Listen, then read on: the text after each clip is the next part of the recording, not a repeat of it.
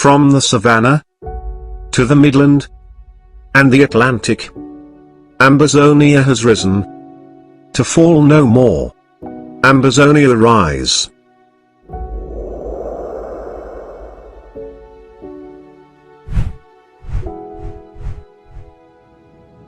Dear Ambazonians on the home front and diaspora. Dear Ambazonia freedom fighters in the home front and in the diaspora. The Ethics Commission of the Federal Republic of Ambazonia is coming out to alert you that it is becoming more and more evident that the former British Southern Cameroons, aka Ambazonians, will soon emerge as the newest nation in the world. We are calling on all of us to start preparing to receive Ambazonia as parents prepare to receive their firstborn child. Malcolm X said, tomorrow belongs to those who prepare for it today. We are already very educated, talented, and very rich in natural resources. Do all this guarantee a safe and prosperous Ambazonia? The answer is an emphatic no. Theodore Roosevelt said, to educate a person in the mind but not in morals is to educate a menace in society. Ambazonians, it is time to start planning to restore our cultural and social values that characterize us as a people of good repute. Before our Republic to Cameroon invasion, we were respectful of each other, of the law, and of our culture. We earned our living through honest hard work, making clean money for ourselves. Our values helped us to maximize the benefits of our natural resources as well as our human resources. Southern Cameroons were serene and clean, simply beautiful in spirit and in the physical. We all long for such a place to call home, and we can make it happen by God's grace. Our local government areas and counties, are you preparing? Do you have an ethics commission in your local government areas, counties to serve as a moral compass for you? Do you have a copy of the Ambazonia Ethics Code and the Constitution? All arms of government, do you have an ethics agency? Departments of DSS, HSS, Communications and IT, Education, DHACM, DFA and DEINR. Do you have ethics agency to serve as a moral compass for your departments? Ambazonians, you need to know your rights by reading the Ethics Code and the Constitution.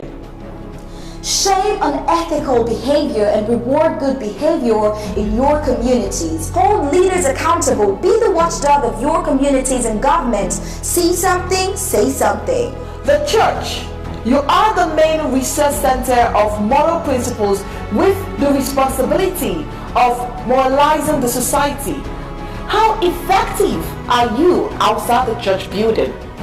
Maya Angelou said, when you know better, then you do better. Ambazonians, watch ethics for an emerging Ambazonia every Friday at 4 p.m. Amba time.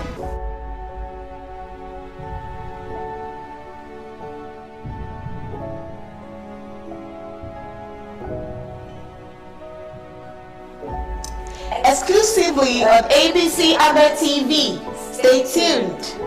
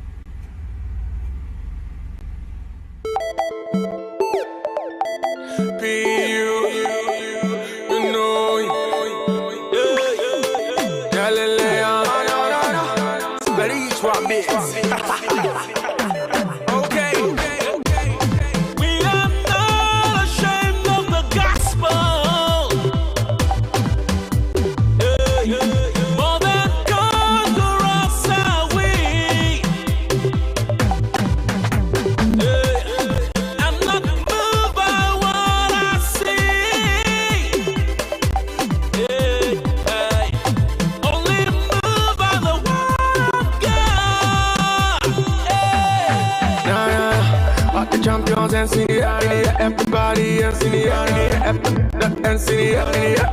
Let's go there. The champions and see the area. Everybody and see the area. And see the area. We are champions.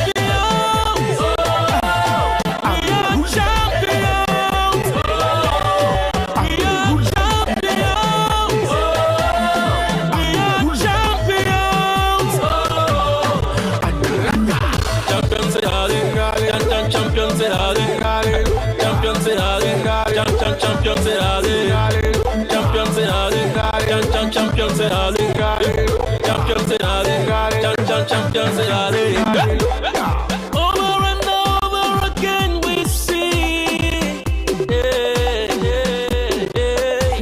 the touch of your greatness, Lord, in us. Whoa. Come join me, sing now. Let's celebrate together. Come join me, praise now. Let's jubilate together. The champions and see the area. Everybody and see the area. And see the area. Let's go. The champions and see the area. Everybody and see the area. And see the area.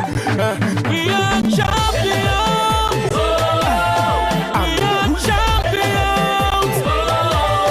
We are champions. We are champions. Champions say hallelujah. Champions say hallelujah. Champions say hallelujah. Champions say hallelujah. Champions say hallelujah. Champions say hallelujah. Champions say hallelujah. Champions say hallelujah. You've always been a winner. You are the best. You one of a kind of jolly get contest. The top is made for you. Trust me, nothing less. I know that you've noticed. Dance to the beat. On this beat you can do anything. In the process just get anything. You, yeah. I'm feeling so high on this beat, but I'm high on the ghost. Let's go!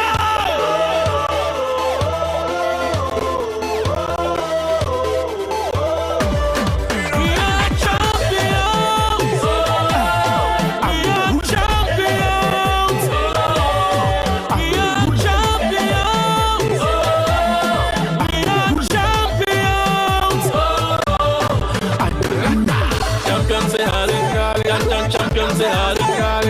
Champions say hallelujah. Champions say hallelujah. Champions say hallelujah. Champions say hallelujah. Champions say hallelujah. Champions say hallelujah. Champions say hallelujah. Champions say hallelujah. Champions say hallelujah. Champions say hallelujah. Sing hallelujah. Be you. Sing hallelujah. Everybody sing hallelujah. Everybody no, that's it. Let go.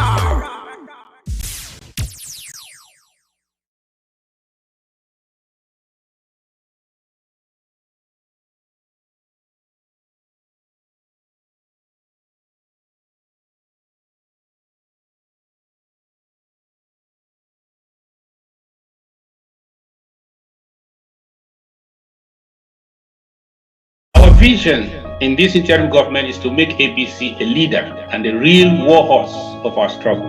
We want to grow it, expand it, hire and train more hands, and broadcast round the clock, around the world, and take command of the media space of this world. You can enjoy all round the clock 24/7 exclusive moments of bliss as an ABC Amber TV Club member. A cappella.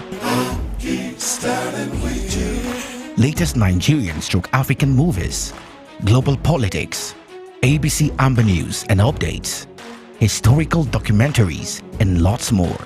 In our daily programs, we have Undaunted, ABC Amber News, bringing into the news untold stories with Onyi Okpala and Star Smart.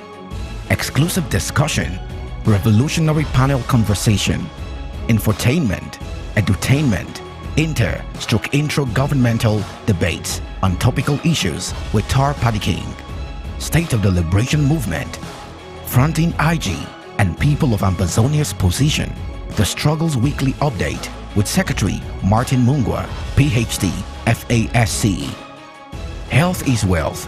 Health education and awareness within the Ambazonian community with Dr. Yaya. Liberation prayer and intercessory ministry for Ambazonia with Pastor Victor Mba.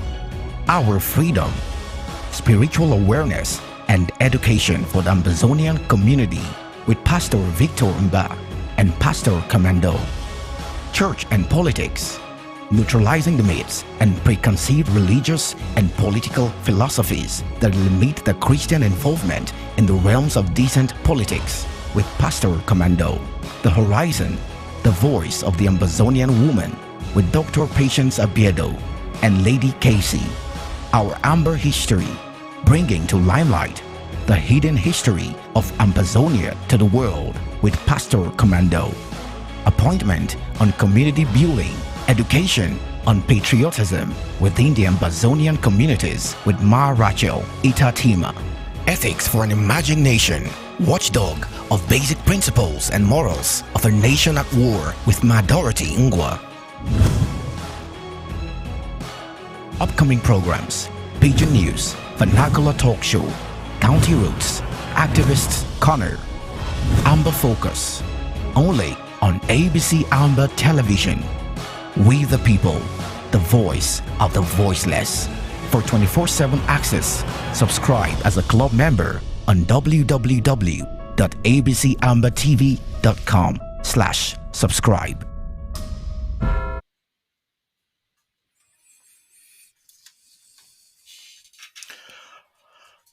Good evening, televiewers.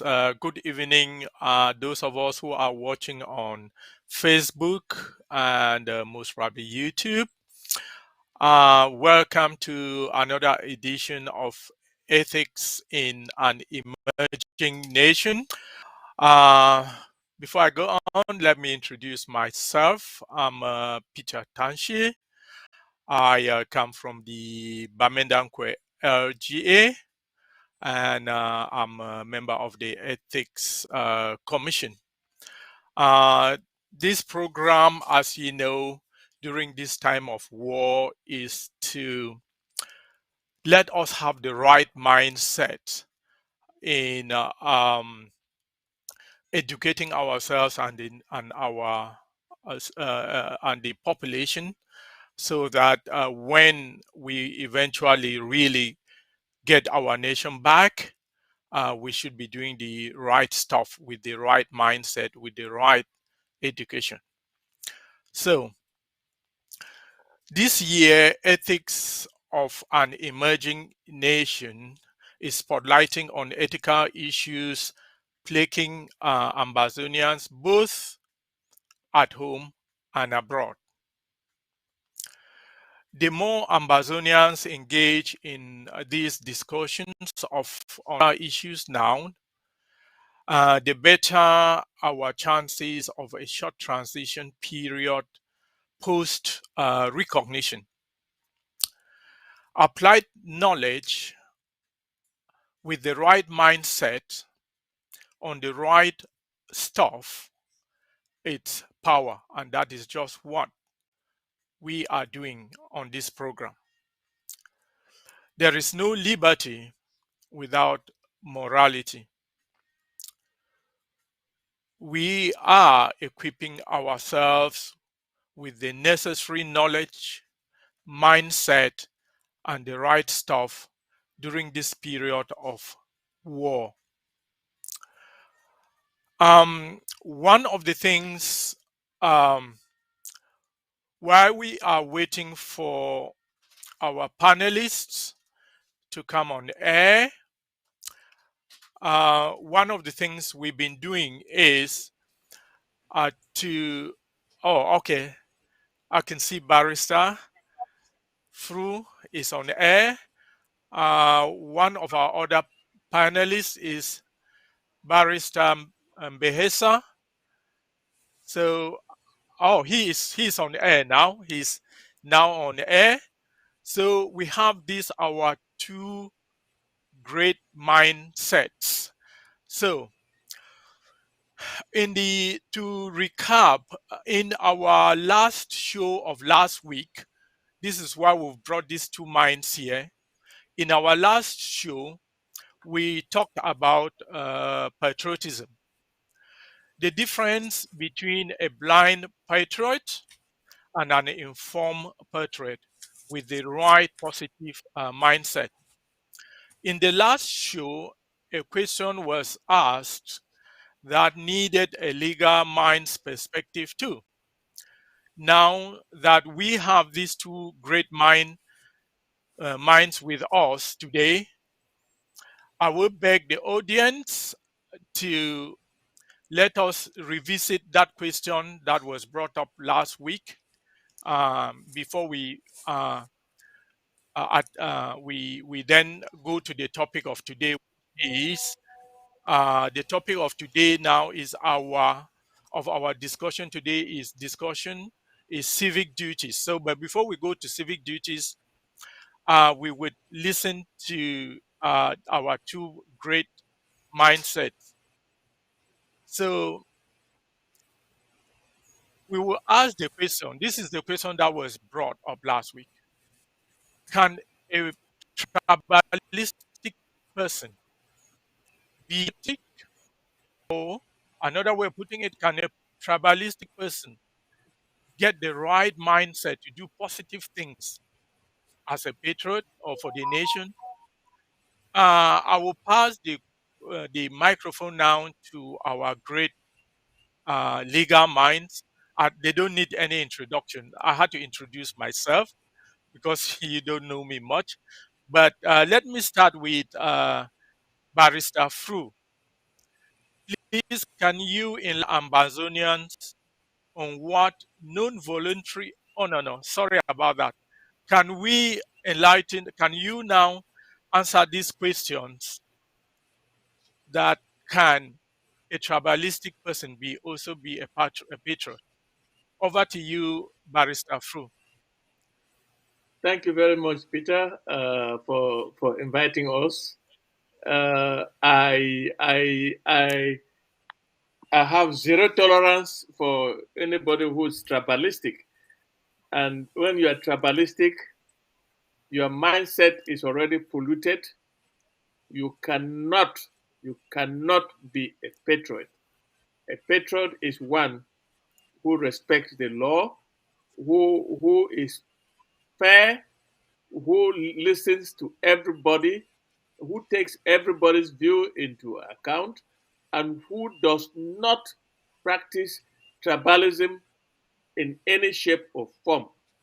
Tribalism goes along with also with nepotism, and all that is poisoning the mindset of any patriot. He calls himself patriot. To me, tribalistic person cannot be a patriot. It cannot be because these are vices that have plagued a lot of African nations, that have plagued management, governance in most of African nations. This question of tribalism. I come from the same village with you, so I will bend, I will look the other way and make you have something that you were not supposed to have. And that is already poisoning the mindset of not only the tribalistic person, but also the person who is receiving the tribalistic favors. I would argue that you cannot be a patriot at the same time being tribalistic. That is as far as I can go. We don't want to, since we have an elaborate program today, we don't want to go into definitions of how tribalism is manifested and so on and so on. All of us know it. Okay, thank you very much. Thank you very much, Barrister Fru. I would ask the same question to Barrister Mbehesa. Can a tribalistic person be a patriot?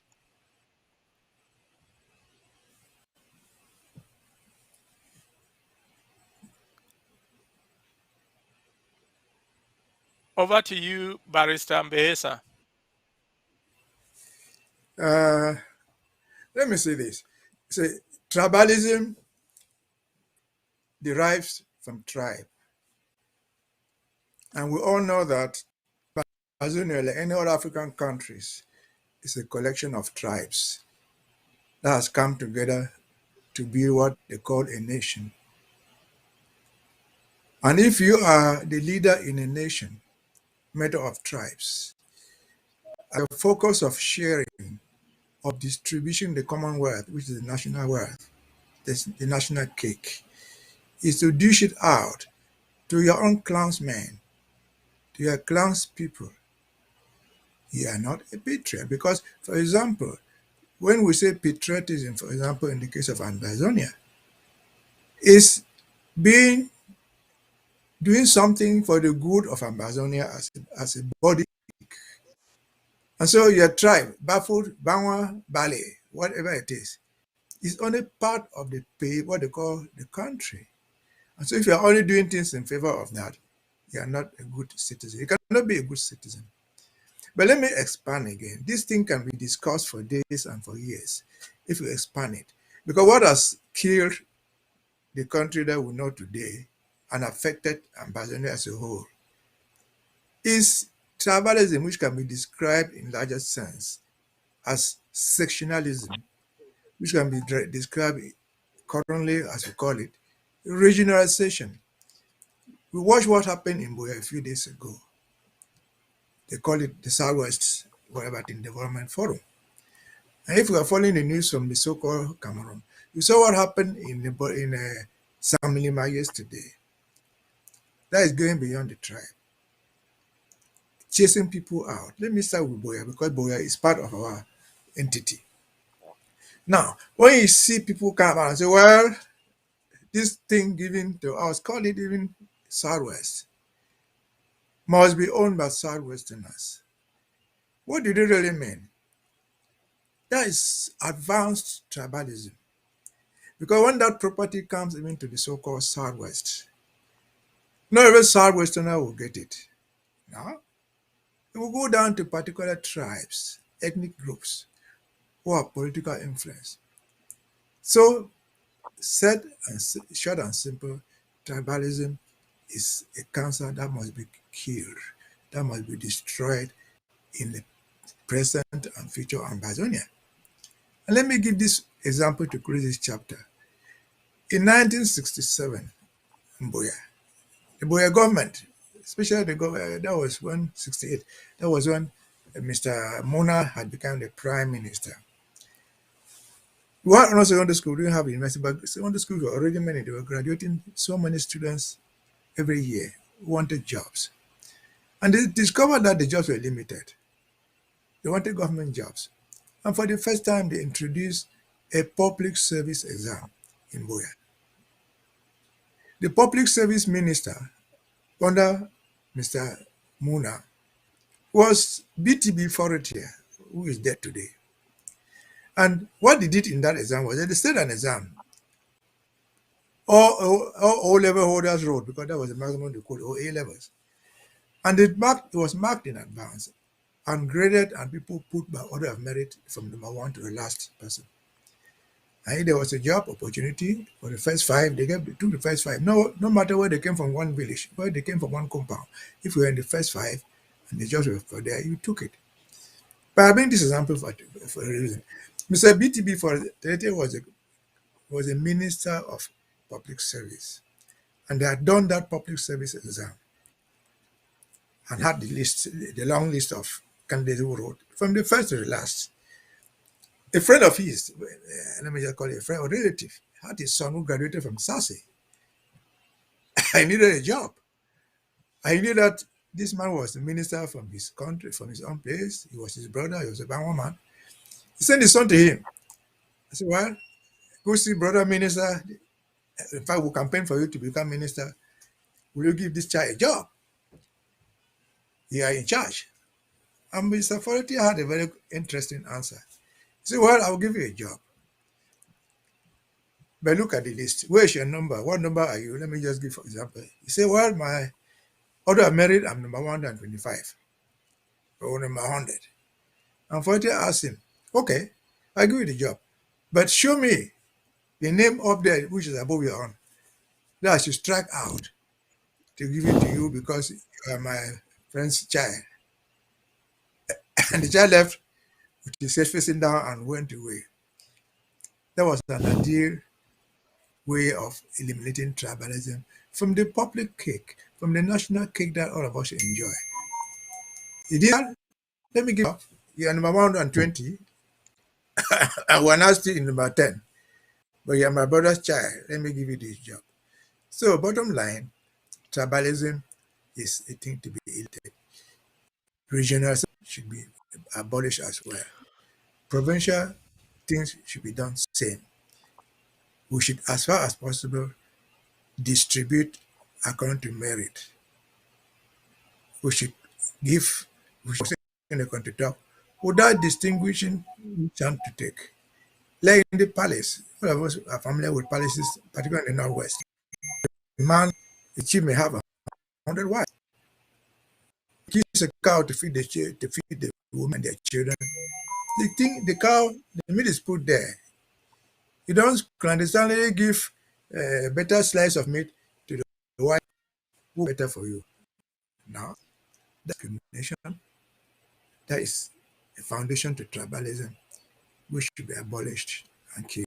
Thank you. Thank you very much, Barrister Mbehesa. Wow, with that great example, I'm sure that boy left, and he was, if he could not point a name to take out that because that would really be showing that no, it's not good. So that was thanks for that. Thanks for both of you for the that one. So the conclusion: you cannot be tribalistic and at the same time be a patriot. So I like that you people have mentioned the word mindset so many times. So the idea is to get the right mind. If you have to all our audience, if you have the mindset of being tribalistic, know that that is the wrong mindset for nation building. That is really the wrong mindset. Adjust it. That's why this program is here. Adjust your mindset to go off tribalism. Somebody, if it's married, it might not be married in a high merit in activity A, but that person will be high merit in activity B, so he can get that one. So don't think everybody must go in one place. I think Bafru was about to say something. Did you? Yes, I want to pay homage to late barrister BTB Porotia, who was my mentor. He was a senior lawyer when I was a young lawyer, and they with Barrister Welechi, they trained me. Now I want to also make a comment to say that for us to stamp out tribalism in all shapes and forms, the government that will be in place should also take the initiative to develop the educational system right across the board, give every child an opportunity to have the same educational level than of those that are studying in the cities. The one in the village should be the same. The education should be spread out in such a way that every child has the education that is required. Before you organize a public examination, you know that there is no child going to be left behind just because the education of his village was substandard. That is, tribalism can be it's a canker worm in Africa, but it must be matched with equitable development of all the cities and villages together, so that each child is educated at the same level. And if you don't pass the exam, it's your fault. It's not that you were not trained to take that exam. Therefore, tribalism is going to be accompanied by equitable distribution of the national resources that the government generates. Thank you. Thank you very much. Thank you very much, Barrister Fru. So, are you also saying that this idea of tribalism those at the top should be the one to show that they are not tribalistic, so that they could then Everybody, go down. no. Everybody should show that they are not tribalistic from the top to the bottom. That is not what I'm saying. I'm saying that also there should be equal distribution of resources and development so that each child is not left behind. Education is brought to the doorstep of every child, whether that child is in the village or in the town. And there should be more class education. Because today you have children who have rich parents and they send them to these high flyer institutions, and they get to know more than some children coming from the villages. And when you set an exam and you want the merit, that merit should be applicable to every child that is in Ambazonia. Therefore, tribalism on its own cannot be stamped out without also looking at development, equitable development of our country. Okay, thanks. Equitable development, that is really good. So not only the development in your tribe. Thanks for Yes. that. Yeah. So that is that question now, except Ba may have something to add. We go on to the topic of the day. So that question has been answered from these legal minds. I think what so is saying, they should the playground be level. And I think we have a foundation for that, rather as we speak. Luckily, we still preserve at least part of our education. Our children graduate from secondary schools with GCE. GCE is a single subject exam. And I've seen an example who graduate from government high school, let me call it government high school, in Akwaya with 11 papers at the or at the A level. So what we need to do is to be sure that that grant, the government will simply improve. You don't have the teachers in Yaoundé. Let the school in Akwaya, in Frankankan, wherever in the remote area, have the same equipment, have the same teachers with the same level that can teach mathematics and all other subjects. So that a child graduating from Sase, because he lives in Osek, does not have an advantage over a child who went to school in Batibo. And so once you lay that foundation, the education will be fair, it will be equitable. If you remember, until all this crisis came, some of the best schools that we had that measured highest at the GCE, schools found in big towns. I remember from my play, we have still a wisdom. Having 5 levels, 6 A levels, or whatever, 5, 4, like children who were graduating from bilingual grammar school, Boya, or from Cas Bambili. So once you lay this foundation, the competition will be fair. You will not complain that it's because I was in Kambe that I could not make my own A level, because you have friends in Kambe met 7 O levels, 10.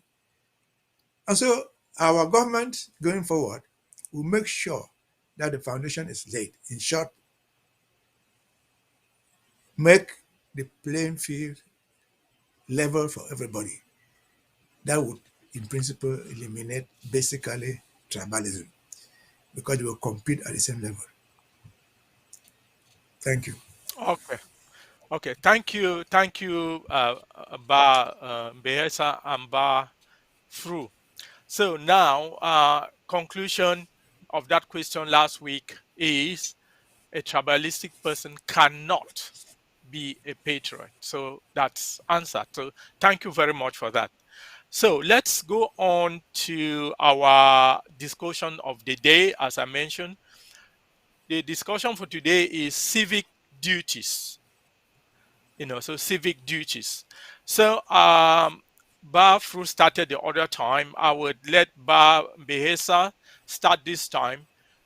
Ba, Behesa, please can you enlighten our people and ourselves about voluntary civic duties and its importance in prosperity today? Over to you, Uh, Ba Behesa. Let me just say this. There's almost nothing like voluntary civil duty now. Civil duty is, though not Obligate. a crime, it is obligatory. You don't volunteer to become a civil citizen. What does civil duty mean?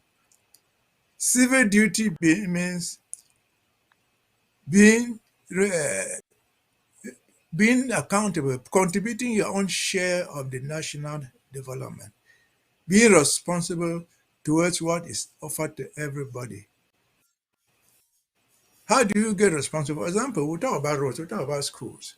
The most common civil duty that we have is you have to pay your taxes because government operates on the joint contribution of the citizens of money. This is what they describe as taxes. You pay your tax. You can ask accountability. You cannot ask for development when you are not paying a tax. You're asking for a road, you're asking for a school. I will pay for it for you. And this word tax can be explained in different forms. We can have a national tax. We have a local tax at the level of the LGA, what we call the council, or the county, because development should go down to the people, springing from the central government down to the communities. And the community has to be responsible for its own development. And to do that, you have to pay your taxes. Let me give an example. In the West Cameroon government, Southern Cameroon government, they had a whole Ministry of Community Development. This Ministry of Community Development, they were in charge of what the communities do. What did they do? They were not coming, they were not leave Boya. The government was in Boya. Nobody will come leave from Boya and come to Bali and say, well, we're coming to show you how to dig a road or show you how to make a water point. Now, it simply orientated the people. If the people wanted water for themselves, the best the Ministry of Community Development would do was to send you an expert to show you where to build your catchment. And for that community, their water supply, they might want everybody living in that community to pay, for example, in those days, for 1 pound, let me just say 500 francs or 3,000, whatever it is. And most of us know it. All around our city, a classic is so they're their own water. That water was not supplied to them by people from Boya. Tico, that means someone knows very well, had 3 water supplies. The cities were supplying part of the water in town. There was council water before Snake came in with their own nonsense called water. And so people should be responsible by doing this. And not too long after that, there was a school for community development operating in Kumba. Councils sent people there who were trained on how to plan this town. Town planners went there. Water projects were studied there. So if we have that civil responsibility, if you contributed for water, for example, in most of our towns, they had public taps. You knew that this was your own contribution. It would not be civically acceptable for you to go and break that standing tap because it saves you. You contributed to it. Today, where, even though the whole so-called Cameroon, where do you find a public tap? Zero. And so civic responsibility is being civil, being contributing to your own development. Again, still dealing with water. There's something in Cameroon, in Cameroon that covers today our own place, called Cam Water. What is Cam Water? You take loans from all over the world to create a giant thing called Cam Water, and nobody has water to drink. While rivers are flowing over Kambe, Bafusam, Manfe, rivers are flowing there. They can tap their own water. And yet they will not do it. Again, another example. How do we find something in Cameroon that has polluted. All the cities are dirty, but they have a certain company they call Haseka. Do we need somebody from Yaoundé to come and teach people in Bamenda how to pick dirt from the streets? Do we need somebody from Yaoundé to go to Manfe and teach people living in Manfe or living in Bafoot how to get their own streets clean? No. And so civic responsibility is thing that you do in response to what the community provides to you. But what if you don't do?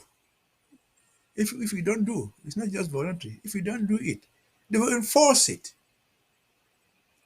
They have the role to enforce it in their own different communities, in the county, in the town, or somewhere. For example, if there's a national tax, in those days they were paying poll tax. If every adult was supposed to pay 1,000 francs for his poll tax at the end of the year, if you don't pay, there was control on the road. If you didn't show a tax ticket, they held you go to prison.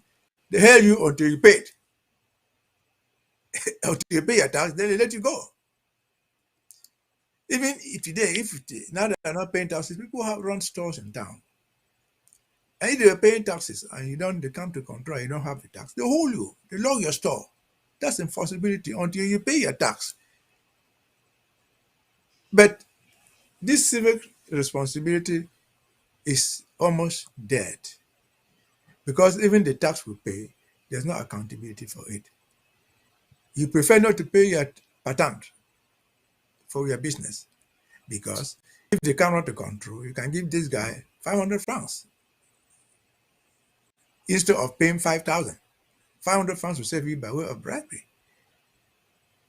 And so that you find that the government, in fact, I don't ever imagine for the years that Southern Cameroon existed, they taking a loan from the World Bank, African Development, but only bank ourselves by civic responsibility.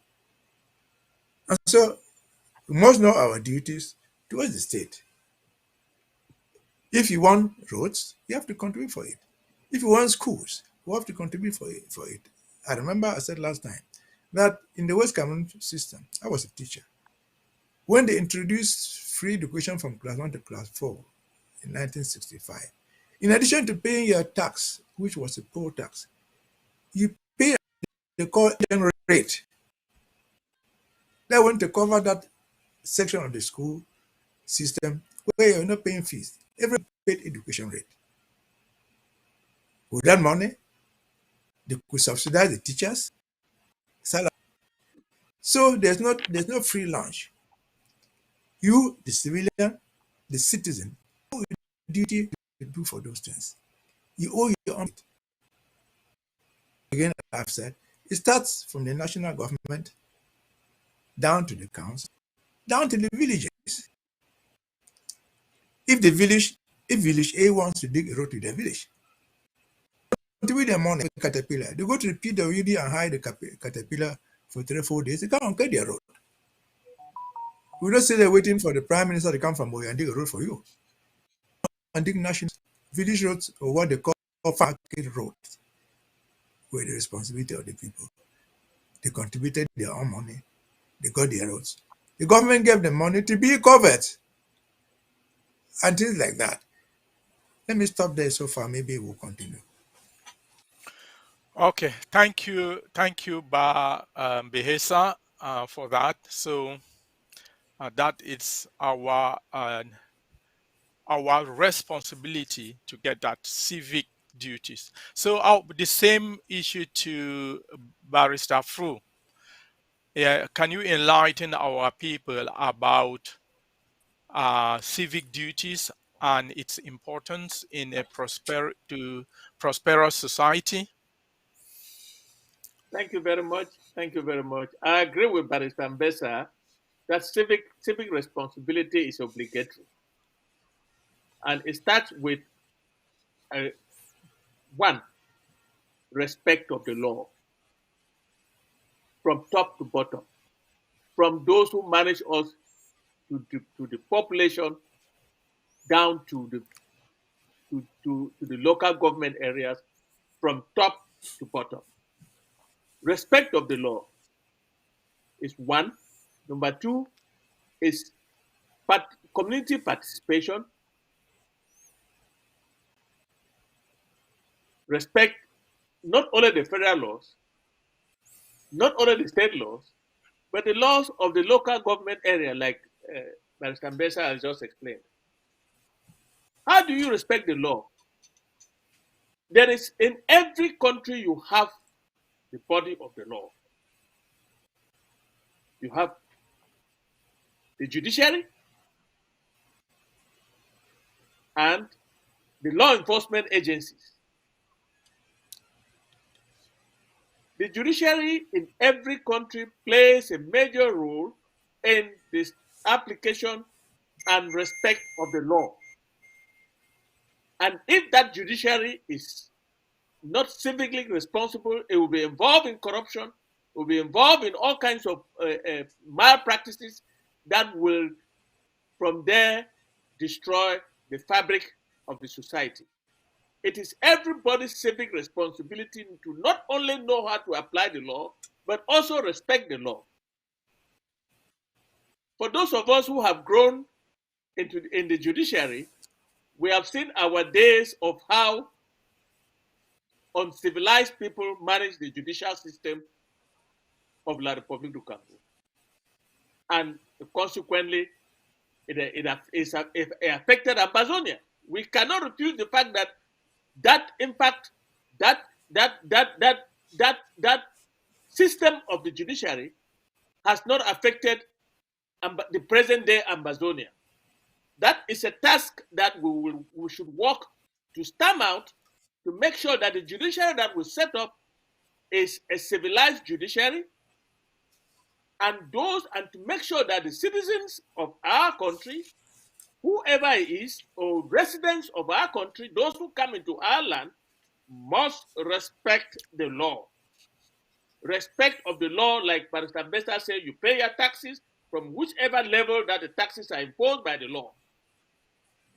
And you cannot, on your own, impose any tax on anybody which is not found in the body of the law.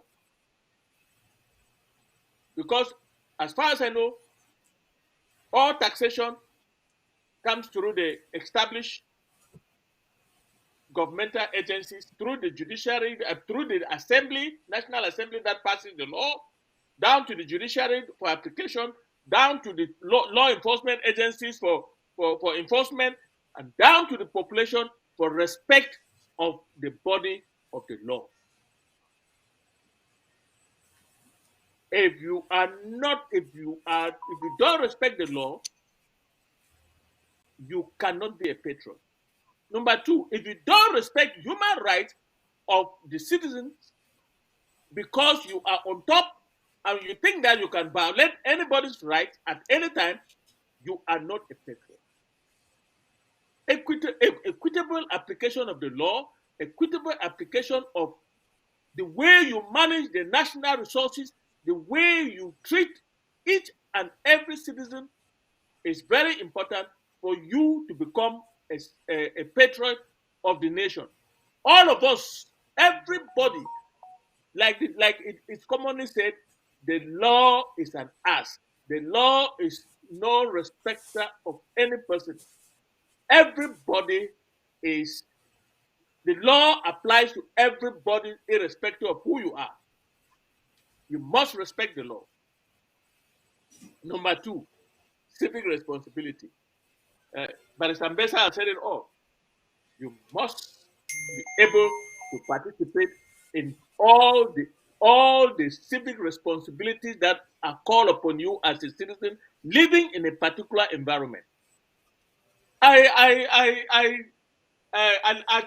lived in Douala for most of my adult practice life as a lawyer, and I saw how people would drink their canned drinks and throw them out of the car window as the car is moving. They throw pieces of paper. All that is anarchy. That is not being civil. You must respect the environment.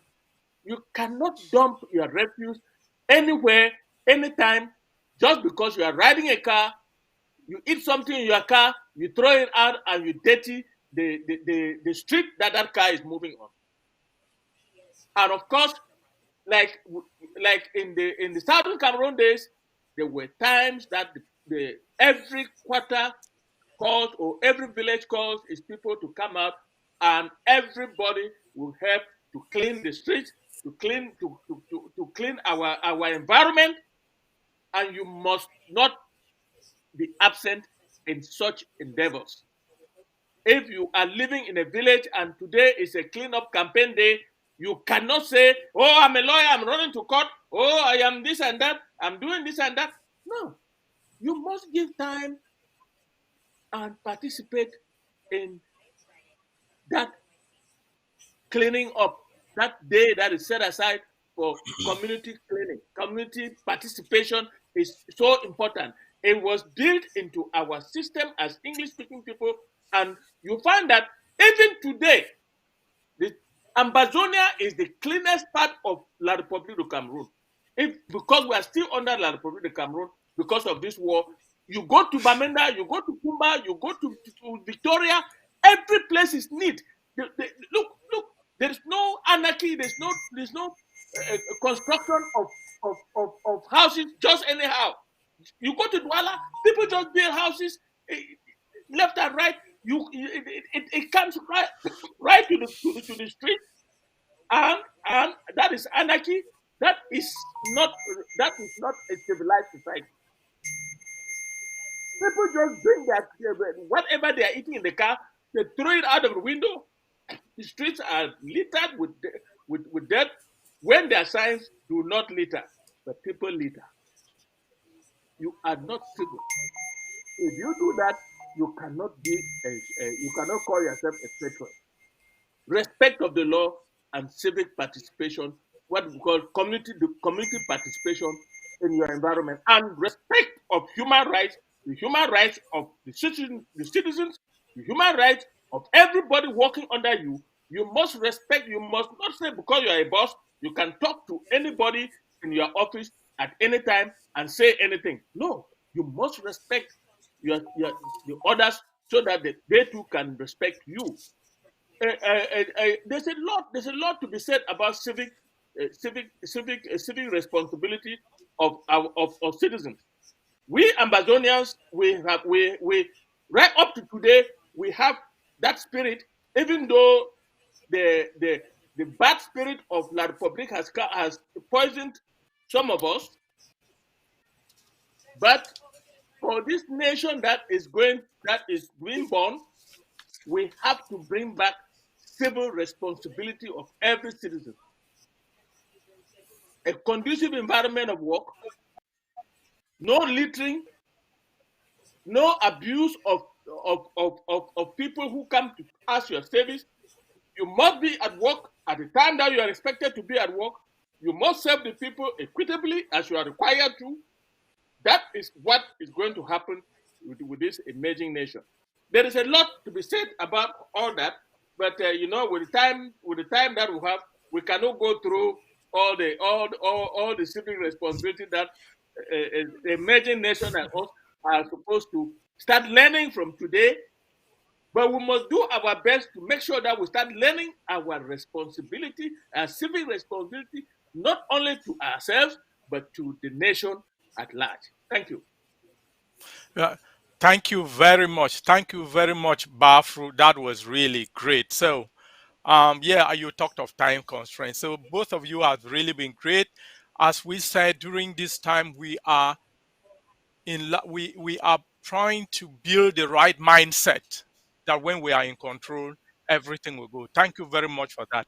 And as just to relay that, the Amazonians were switching gear to our Know Your Ethics Code segment, right? So towards the end, all what our legal minds have said, there is an ethics code. So it's nice towards the end of this program, we'll just take the last 5 minutes and just read part of that code which is related to what they've just said. So the IG wants Ambazonians to be informed patriots with the right mindset. When we are in control in our nation, right? So Ethics Commission decided to take the ethics code to the people by reading out a portion of it towards the end of this our show. Today, we will continue with the general rules under personal responsibility, just as our barristers have been saying. In the last show, Dr. Ndula read the first four of those rules, and today I will be reading about the last four. And I would invite any comments, if time permitting, from any of our legal minds here present, Ba Fu and Ba Behesa. So, what I'm going to read is this is what I'm going to read, part of the general personal responsibility general rules. So, all elected members or employees must accept personal responsibility for the compliance with the Code of Ethics. In particular, each elected member and employee must not engage in financial transactions using known public government information or allow the improper use of such information to further any private interest. And then F, elected member or employee must not, unless exception is provided for in the Code of Ethics or any other act, law, regulation, determinations, or directives, solicit or accept any gift or other item of monetary value from any person or entity seeking official actions from them, or doing business with them, or conducting activities with the government. And then again, elected member or employee must not, G, satisfy in good faith must satisfy in good faith their obligations as citizens, including all just financial obligations, especially those such as tax that are imposed by law. And the last one, F, they must they must behave in a manner that reflects positively upon and will be credit to both the government and its employee. So those are the four with part of code of ethics that we have that we would apply when we are in control. So we are doing this to prepare the mindset. Any just 1 minute comment before we get your before we go to your conclusion statement, since we are a bit against time. This time I will start with Bafu. Yes. Those four that you have just read are the foundation of any nation. First, corruption. Corruption. If you are elected or you are appointed and you are working, you cannot take 1 penny of government resources using any other means. Number two, you cannot also receive gifts from anybody because of the service you render, or even any kind of gift that gives the coloration that you are receiving it because you are in a position of responsibility. You should renounce all gifts because gifts will poison your mind, and if that person shows up, you will tend to give that person favor more than somebody who has not given you the gift. So that is a very important, and that is corruption too. Corruption is not just receiving money or or stealing from government coffers. It's also receiving gifts. That's corruption. It corrupts the mind. It makes you think that you can grant a favor to this person or to that person because that person brought you two fowls or a goat, or some like it happens in the francophone mentality. Oh, you go on a tour and the people they fill your car with goats and all kinds of With stuff. the goats and cows and fowls, yeah. Yes, and so on and so. You cannot be involved in that kind of practice as a civil servant. Neither you, as a member of the populace, you cannot also take gifts to people who are serving you. Yeah, yeah. That it So goes both yeah, ways. yeah. So that is the short comment I have. Corruption has killed most of African nations. They use public resources for themselves, or they use tricks to get into public coffers. eh? You claim that you are going on a mission, and you give yourself mission allowance, and then you really don't go to that mission. You go to somewhere else. You have embezzled government funds. You cannot develop any kind of trick or strategy to take money out of the government coffers, money that is supposed to be used for development, used for the interest of everybody in that nation. You cannot do it for yourself. You must live within your means. You must live within the means that the government is paying you, the salary that government pays you. That's what you are required to live on. Nothing more, nothing less. Yeah, thank you very much, Bafru. And it's corruption really does a lot. It does that money that somebody is giving you or you are taking away from the government must have been money which may be used to build a road, build a school, um, provide some quality training, skills field, carpentry quality. So, yeah, and you've drained it away, and you've met some people also lose an opportunity because if those things were there, so many people will have those opportunities.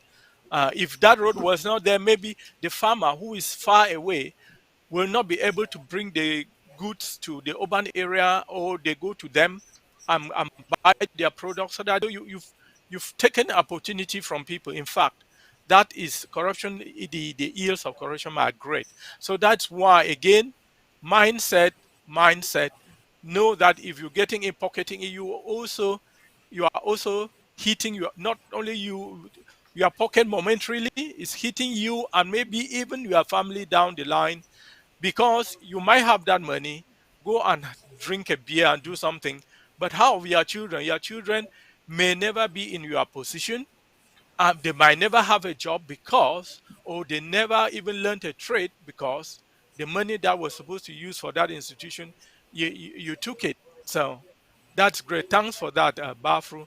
Now we over to um, Beesa for any comment regarding the 4 points I've read.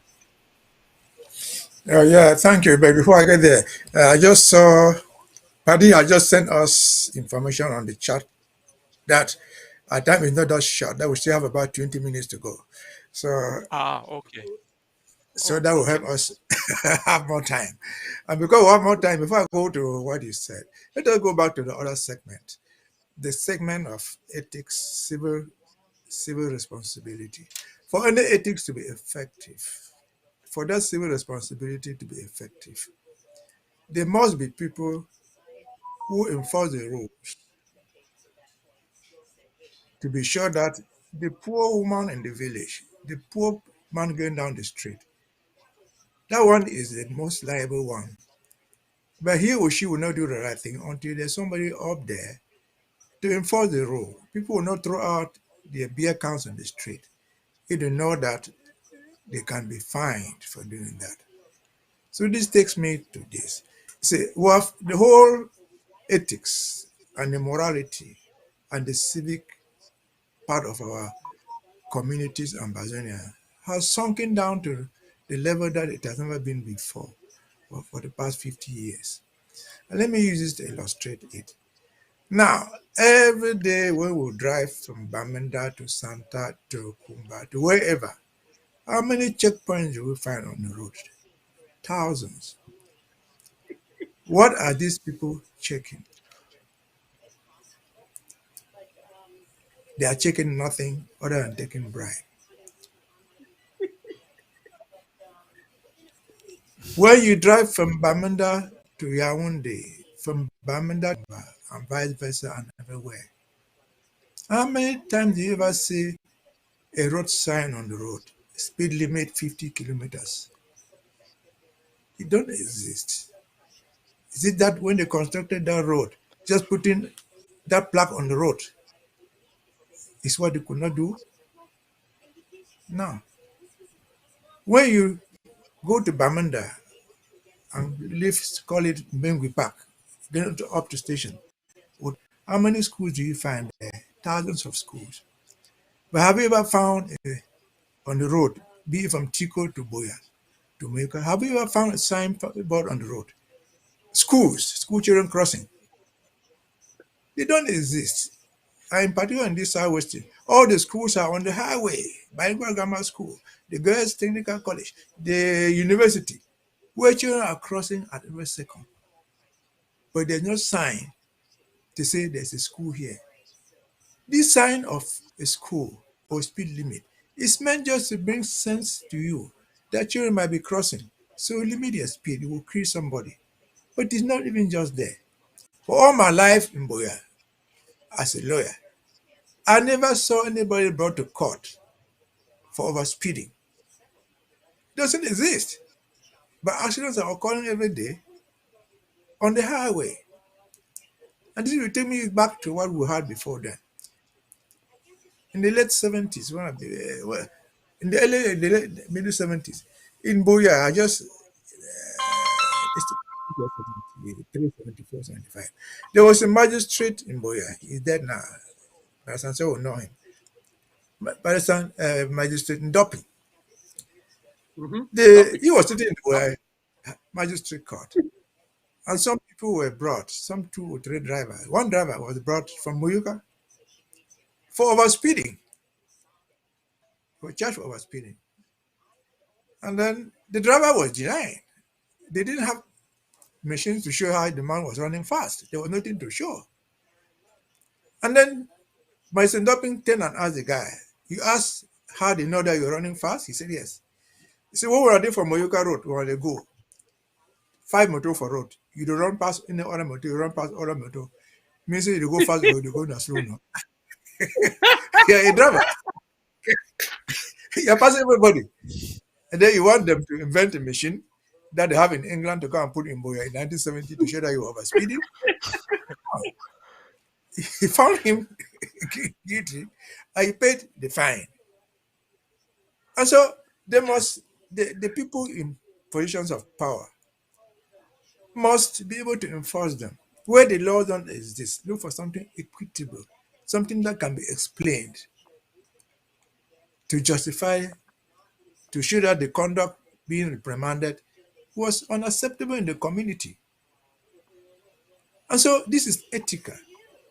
The magistrates who have and the judges, unfortunately today, they are all, even tomorrow, they will be products of ENAM. Where I think, I'm not going to ENAM, I think the first rule of training is that take the bribe, you can. Extort the money from whoever, you can. And that's a fact. When I was in Moya, I had a friend, a magistrate, I will not call his name here. This man was a magistrate, and he was taking bribe from both sides. Oh. If the case were before him, this man would take bribe from both sides. These are products of ENAM. They are our brothers, they are our sisters. A future ambassador government will try to see how we can deal with this type of people. We're not going to drive them away. They were part of us. But they will have to do refresher courses. They have to change their mindset. The policeman has to change his or her mindset. That is not going to stand on the road before he gets a salary. Now you are paid for. We are going to the road. You are going to control something which is not being done rightly. And so that is where the ethics starts. And then what you have mentioned, the only thing that I will point out there is not that all elected people now. Everybody. Everybody in the position of authority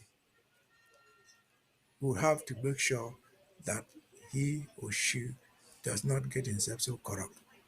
And I'll end this comment. This yesterday and this morning, I read something from Mimi Mifo. There's a chief in Boya who have been sentenced, a traditional chief. He's on the run. Why? Because of corruption, because of land grabbing. The chief is a person in authority. He's not an INAM graduate. He's not sitting in the district office. He's not sitting in the council. He's a chief. So these laws should apply to everybody in the position of authority, traditional or appointed. You don't need to be elected to respect the common rules, some of which are written, some of which are not written. And so that is what the foundation. My father, your mother, and mother, they don't need to go to school. They don't need to go to secretary. They don't need to go to SASE to know that you do this to your neighbor, it is bad. To know that you go and harvest another woman's cocoyams, that is not how it is done. To know that if somebody's goat trespasses into your farm, you don't just kill it. Ethically catch the goat, take it to the palace. If they destroy your crops, the guy will pay a fine. So these are people in authority at all levels that ethics and civic responsibility will apply to me and you, who are sitting here talking as lawyers. We don't need to go to another school to be trained to know that even though you are not a lawyer, you're just sitting there, you're a common man, I don't have to put insult on you. I don't have to rain it out insult on you because I'm a lawyer. No. So it will go to all levels of society. We will learn a lot by doing that. And everybody will wait. I said, you do what is right, written and unwritten. You adopt the rules to what you are, where you are. The first lesson I learned about picking debt, my uncle was a sanitary trained in Nigeria. And he was a sanitary officer in town. This was in the late in the 50s. He was a sanitary. What was he doing? They gathered all this debt. He built something. The first time I saw it, that would mud. He built an incinerator to burn the dead. They gather it after market day, they gather these leaves, cocoa leaves, and so on. They put it there, it was burnt. We didn't want to invent machines to come and do that. Today, maybe we'll have some machines.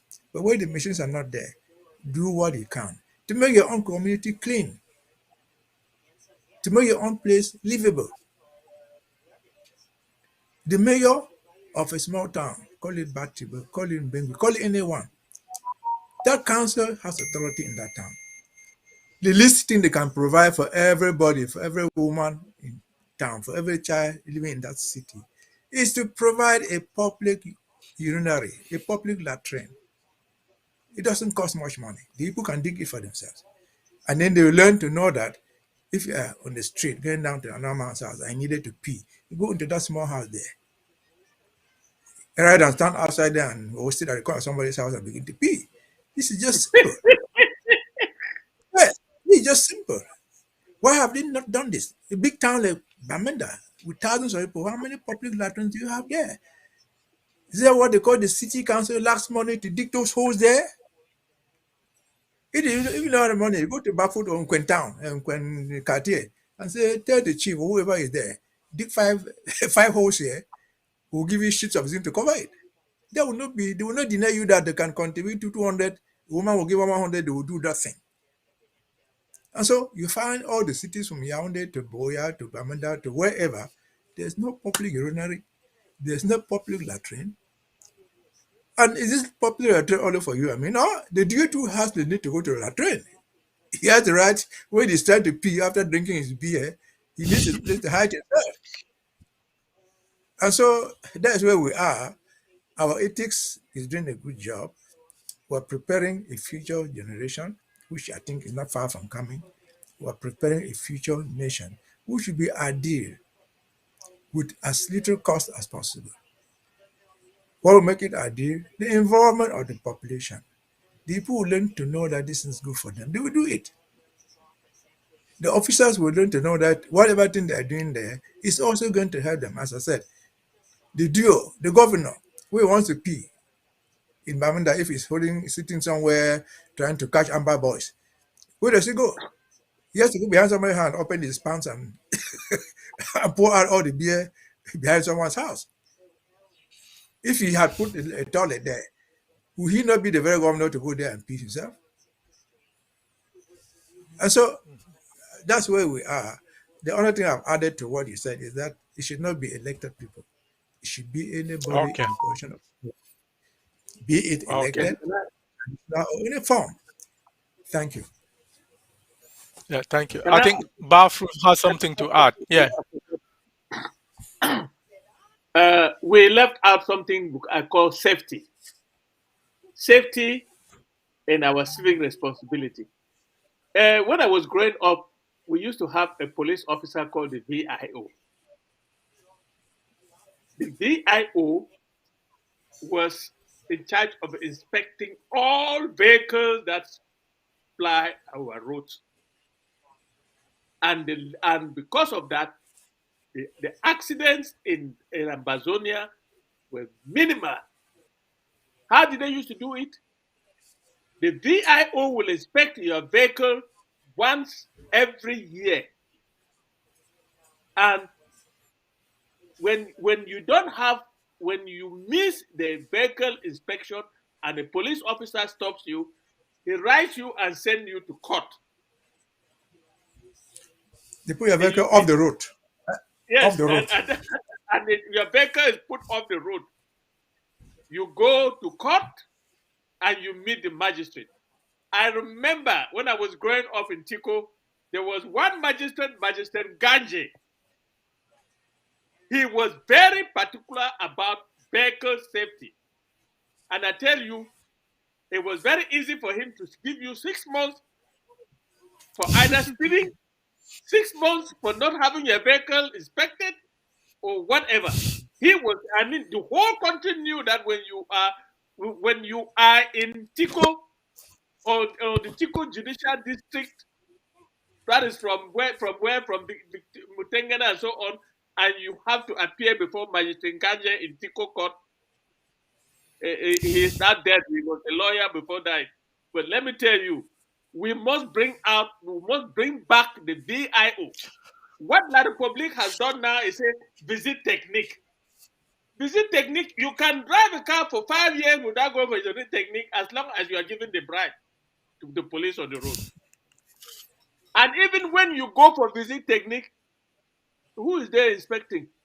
You pay money, they just come and look at your vehicle, just pretend to look at your vehicle, and then they write the thing and give you and you go. Let me tell you, from the southern Cameroon days, they have to look at the vehicle from A to Z. The brakes, the way your vehicle looks, if the body of your vehicle is not good enough to fly on the road, the VIO would cite you and you go to court, and that vehicle is off the road until you can repair it. This is one of the things that we have to bring back, to bring sanity on our roads, to reduce the level of accidents that take place on our highways and on our streets. This is very important. I think it's a very important part of our ethical behavior, and we should look at that and bring back in the police force the question of VIOs who are by training experienced mechanics who are in the police force. Okay. Okay. That's all Thank I you. wanted. Thank you very much. Yeah, thank you very much, Bafru, for adding that. When both of you are speaking, I really listen very keenly. I've picked one word that you people are constantly using, the right mindset. So that really intrigued me because it's a very powerful thing to have the right mindset to do the right thing. Because you can all be educated and all that, but if you don't have the right mindset, you would just do the right thing or you just follow the wrong thing. Because take for example where we come from and where we are doing, the percentage of people who have degrees is really high with respect to other countries. Or you take other African countries, the percentage of people who have degrees is really also high. But what is bringing back the nation is because they're having the wrong mindset. The the wrong mindset to do the right thing. So when you use the mindset, I'm really happy. So if this is the aim of this program, using to try to let us get the right mindset during this time of war, so that when we get there, we don't only have the knowledge, we have the knowledge, and we also have to do the right thing. And especially our leaders, when a leader is up there and has the right mindset and he's doing it, it really filters down very fast down the echelons, because they are looking up to that man with the right mindset, and they will also change their own mindset to do the right thing. I take the quick example of late president of Tanzania, Magufuli. Within 5 years, he brought a completely mindset, and it was copied down. And within 5 years, Tanzania did a lot. So when you Correct. use that word mindset, I'm so happy. So it's not only education, it's education with the right mindset to let the society prosper, to let us grow as a community. So I really, really like that word when you use it. And that is what we are providing right mindset even during this time of war, so that when we get there, when we are in control of our nation, everything will be easier for us and we will be flying. The other thing that out of those four things I read was this another form of those who are in government profiting is contract percentages. Somebody gives a contract and say, 10% is mine. When you do Corruption. such a thing, yeah, when you do such a thing, the contract is inflated, and so government is spending money that maybe four classrooms would have been built. At the end of the day, only two would be built, or one hospital would have been completed. At the other time, only one clinic would be built, or a doctor would have been recruited, none is recruited. So that idea of contract, it really drains that part of corruption, of people who are in charge giving percentages out of pocket. It's true they gain momentarily there, but the whole society, they're having the wrong mindset. The whole society goes down with them. What is wrong in having a castle at the top of the hill, staying there alone, when everybody around you is poor or all that? Another mindset which is really bad is hailing these people who get this money. You see a category D officer, he builds a mansion and he's being held by the population. But a teacher who is maybe category 2A2, he cannot afford that, and they calling him a poor man and calling the embezzler, they hail but this type of mindset. We are trying to let educate ourselves. This type of mindset should go away for us to grow together as a society. So that was, I just picked that when you were talking, I was listening. So that is great. I would just, concerning the patriot and tribalism and these civic duties, just final word from each of you. I'll start your final word, Behesa, your final word. Well, I don't know what final word I'll have because the thing is a little bit so terrible. You see, we are presently in a system which is unacceptable anywhere in the world. And from taking a cue from what you just said, I personally, I don't know why this is my description binds anybody. I have described everybody involved in money in the Cameroon system. To me, from their ministers to their messengers to their mayors who deal with government money left or right. To me, I call them national licensed armed robbers. You just steal from the people. They are national licensed armed robbers. Because he said money would have been a four-room classroom. No, the classroom is meant to save the people. And very often, the man who wins that contract because of the tribalism is a man from that village. He will not even build The classroom that is supposed to save his own people, he will steal the money and go away. That would have profited even his own mothers, his own cousins. Here in Yaoundé, yes, but 90% of your people live in the village. The school is for them because your children will go to Lycée de Clerc, they will go to Lycée Belin, and then you steal. I had an opportunity 10 years ago. I went to a village. The village chief was a CPDM guy. He was the only man in that village with vehicles. The government had given money to grade a road leading to his palace, where he was the only person having cars. He didn't grade the road. He took the money, put it in his pocket, got a few boys to carry some on their head in headbands and down there. That's why I said, but they are doing this thing for you. You're the only person with cars, you and your wives. And then you are stealing the very money that is meant to make you have a better car. So what are these people? They are just armed robbers, which I've said before, who, if they cannot get it out of their heads voluntarily, the thing will be pumped out when they get back to Ambassador. This thing has to be blown out.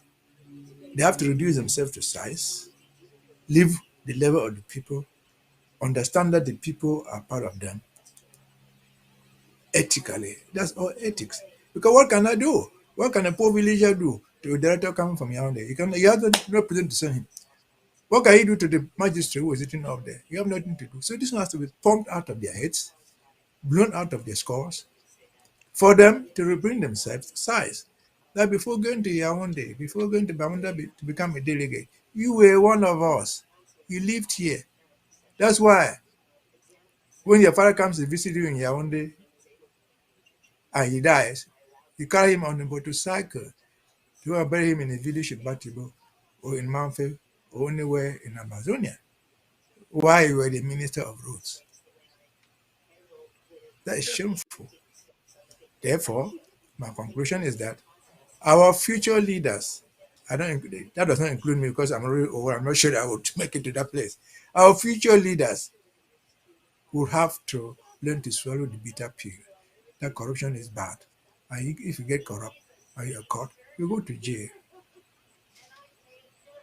Corruption was the same thing in China, but they stopped it in China because they did corruption. You were sentenced to death. It was no question of going to jail. You were sentenced to death.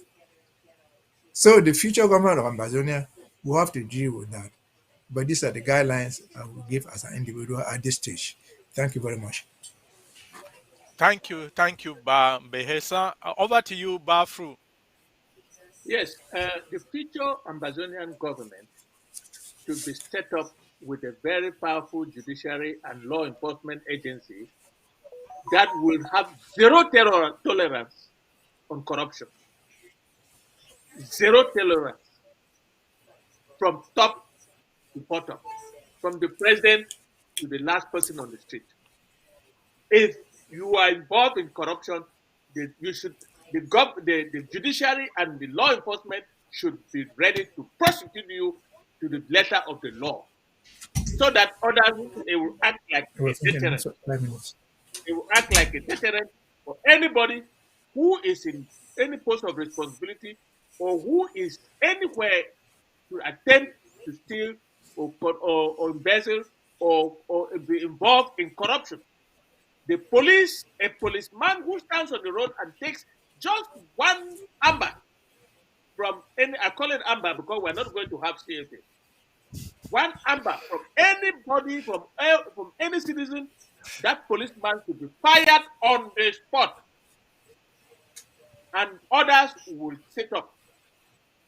We have to develop a system that has zero tolerance against violators of the basic law, especially corruption, because corruption impacts the development of every nation. When you embezzle government money, you have taken away for yourself and for your family what would have been distributed in terms of development for a whole village, a whole community, a whole country, and so on and so forth. Therefore, we have to be ready to set up a judiciary, to set up a law enforcement agency agencies that will have zero tolerance on some of these basic laws, particularly corruption.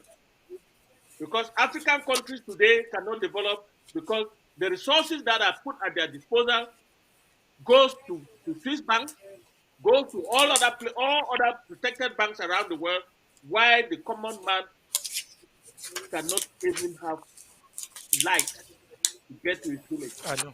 cannot even have a road to go to his village. So that is the first thing that Ambazonian government should be ready to do as soon as we get to power. Okay. Thank you very much, Bafro. Thank you. You just mentioned where they take some of the money is taken to foreign banks, and you know how banks act. If the money goes to the bank, and if you disappear away from this world, it's true. This world is not our home. We are all just passing through. You go away, you die. Nobody will come for that money, and the money is lost, just lost. I was reading statistics how ex-president, how much money has been lost by ex-president to these foreign banks. It was amazing. Anyway, let's not go there. Now, let's thank you, our great legal minds for today. The summary was a tribalistic person cannot be a patriot, and civic duties, everybody take it seriously. And as part of the ethics code that we read, we saw how we would change the mindset with that ethics code, and we would be flying when we're in control within the first few years. We would be a beacon, we'll be an example in Africa. So thank you, thanks to televiewers, thanks for your time, thanks for watching, and see you in a fortnight. So that is us for today. From the savannah to the Midland and the Atlantic, Ambazonia has risen to fall no more. Ambazonia rise.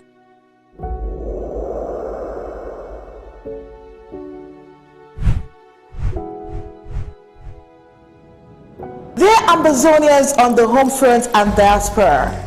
Dear Ambazonia freedom fighters in the home front and in the diaspora. The Ethics Commission of the Federal Republic of Ambazonia is coming out to alert you that it is becoming more and more evident that the former British Southern Cameroons, aka Ambazonians, will soon emerge as the newest nation in the world. We are calling on all of us to start preparing to receive Ambazonia as parents prepare to receive their firstborn child. Malcolm X said, tomorrow belongs to those who prepare for it today. We are already very educated, talented, and very rich in natural resources. Do all this guarantee a safe and prosperous Ambazonia? The answer is an emphatic no. Theodore Roosevelt said, to educate a person in the mind but not in morals is to educate a menace in society. Ambazonians, it is time to start planning to restore our cultural and social values that characterize us as a people of good repute. Before our Republic to Cameroon invasion, we were respectful of each other, of the law, and of our culture. We earned our living through honest hard work, making clean money for ourselves. Our values helped us to maximize the benefits of our natural resources as well as our human resources. Southern Cameroons were serene and clean, simply beautiful in spirit and in the physical. We all long for such a place to call home, and we can make it happen by God's grace. Our local government areas and counties, are you preparing? Do you have an ethics commission in your local government areas, counties to serve as a moral compass for you? Do you have a copy of the Ambazonia Ethics Code and the Constitution? All arms of government, do you have an ethics agency? Departments of DSS, HSS, Communications and IT, Education, DHACM, DFA and DEINR. Do you have ethics agency to serve as a moral compass for your departments? Ambazonians, you need to know your rights by reading the Ethics Code and the Constitution. Shame unethical behavior and reward good behavior in your communities. Hold leaders accountable. Be the watchdog of your communities and governments. See something, say something. The church You are the main research center of moral principles with the responsibility of moralizing the society. How effective are you outside the church building? Maya Angelou said, when you know better, then you do better. Ambazonians watch Ethics for an Emerging Ambazonia every Friday at 4 p.m. Amber time.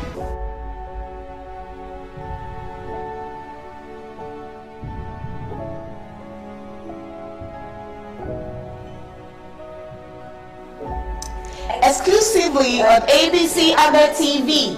Stay tuned.